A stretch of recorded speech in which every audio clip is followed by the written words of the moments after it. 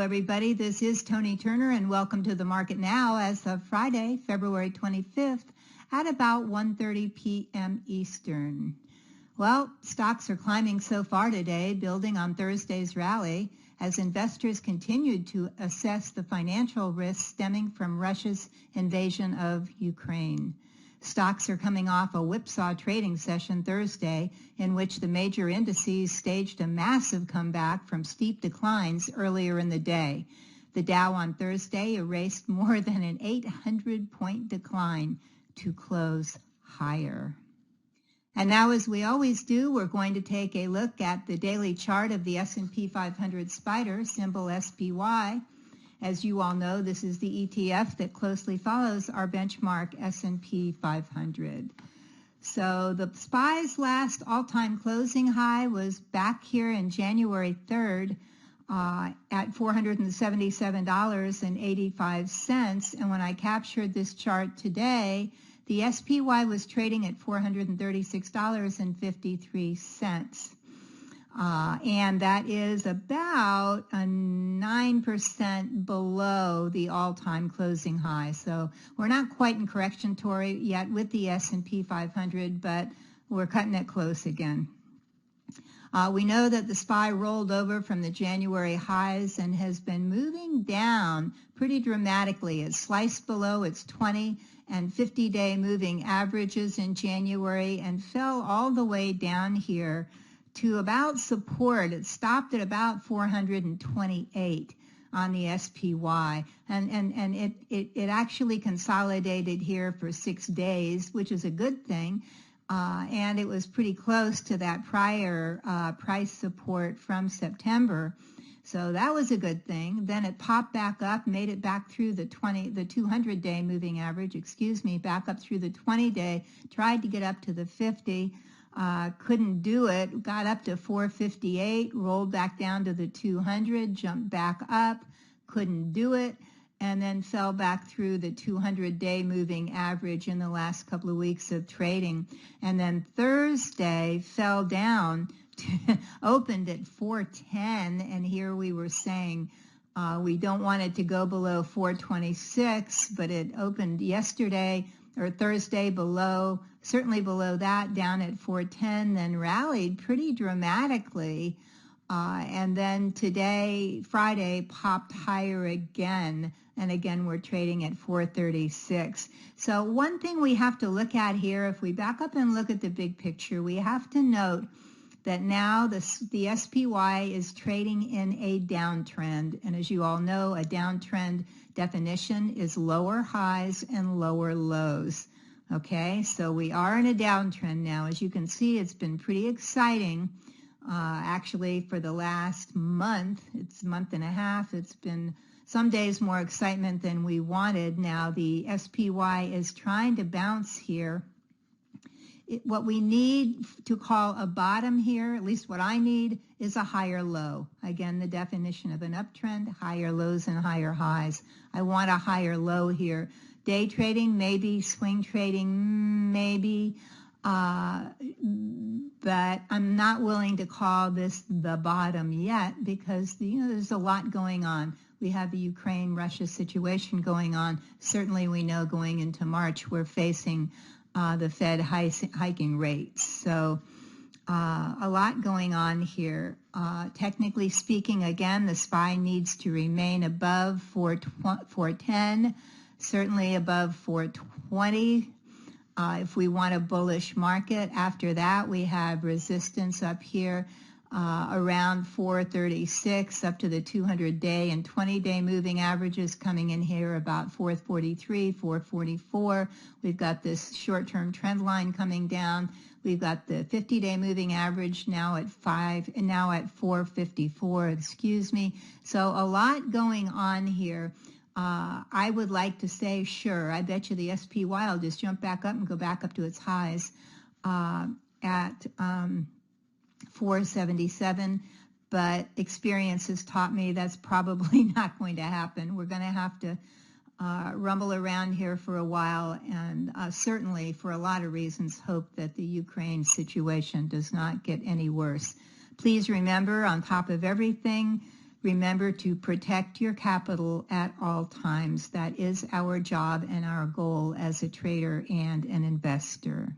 Okay, our next chart today is a chart of the Invesco QQQ, symbol QQQ. This is the ETF that closely follows our NASDAQ 100 index, an index of the top non-financial stocks by market capitalization in the NASDAQ stock market. Now, the QQQ, well, let's start here. When I captured the chart today, the QQQ was trading at $343.94. It's trading actually right now at 15% below its all-time high that was way back here November 19th at 403, we're going to call it. And so it has, since that all-time high, it kind of rumbled around here in November and December of last year. Then, like the SPY, but even faster and harder, it fell, it tumbled, it slid, it went through its 50-day, its 20-day, it fell down and crashed through its 200-day, down to this support zone here at 335. Now, it managed to consolidate at about 335 here. And then it pushed back up over the 20-day and the black 50-day moving average. Then couldn't stay, couldn't handle it. The buyers refused to hold it up. The buyers started selling again, and as we know now, it fell really hard and came down here, down to 318. Was Thursday's low. Yesterday's low was at about 318 when it opened. Now, a lot of this move up, it's a nice move up. A lot of it we can attribute to short selling. A lot of people were short, and of course, when the buyers come in and buy and the shorts get scared and sell, that's all buying. Today, when I captured this chart, again, it's at 343 and almost 344. It's now hanging on for dear life.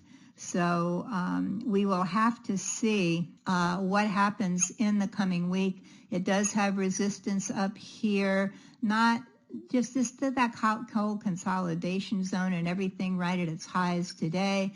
Then more resistance up here in the 355, 360, and higher than that, all this consolidation. And why do we say that? We say that because people traders, investors who bought here and even higher up, when price gets back up to where they bought it, how many times have we said, okay, if the darn thing ever gets back up to where I bought it, I'm going to sell it and get rid of it.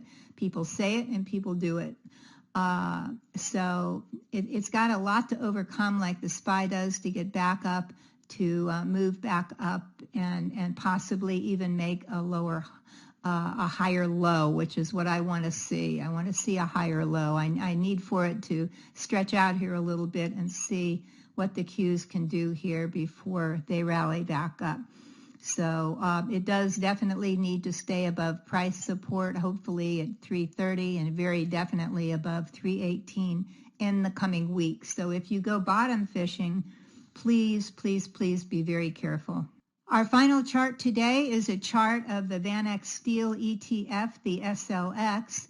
It has 25 holdings, and the top holdings include Rio Tinto, Vale, Nucor, POSCO, Reliance Steel, and Aluminum. And you can't see this. I always look at a long-term chart, actually a monthly chart. Once I see a daily chart I like, then I flip to a monthly chart. So I'm just going to tell you some things you can't see here unless you're looking at a longer-term chart. In May of 2008 was the all-time high for the SLX at about 114. Now, it made a relative low, you can't see this either, in March of 2020 at $18. So that was certainly not from 2008 to March 2020, a lot went on, but that was the relative low then. Since then, it has moved higher, and in August 2021, we can see this relative high at about $68. So we can see that up here on our screen. It gradually started moving down then again through the last quarter of the year in 2021. actually came down, fell down below the 200-day, excuse me, kind of consolidated here, looked like it was going to go higher, but couldn't get above the 50-day moving average, and fell back down here to a lower low, moved back up, rallied up, and fell decidedly hard back down toward the end of December, down to about $50, rallied back up, looked good above the 50 and 20-day, fell back down. And so now what we may see here, we don't yet, but we may see, well, I shouldn't have started up there, but we may see here a double bottom figure. See, moving up, back down, up again, and then if it breaks out, it's got to break out over the midpoint of the W, I call it. So right now, the SLX is trading at $58.50, just below the 200-day moving average that's coming in at $58.59. So, okay, in the coming week, if the SLX rises above the 200-day moving average, which again is coming in at $58.59, I will add a small position to my trading portfolio with a stop down here at $54.25. If and when the SLX rises to above 64, and I'm looking at this prior high back here for that, can't draw a real straight line here, but anyway, if and when it rises above 64, of course, by then my stop will be a trailing stop. I'm going to put it in early. I'll start it early. I will add more shares at that point if that happens. So you may want to keep an eye on the SLX in the coming week. And I know I talked about bottom fishing here, and to a small degree, this is that, and telling you to be careful. Also, please know that when the markets are falling really hard, and a lot of times with situations that we have right now of violence somewhere in the world, what happens is commodities trade very differently than stocks when we have situations like this. They trade on their own. And we know that agricultural stocks, wheat, soybeans, corn, so forth, have moved higher. We know that oil, biggest commodity ever, that's rising. So commodities typically do pretty well in down markets. Of course, each and every one of them is different. That's one of the reasons I'm looking at the SLX.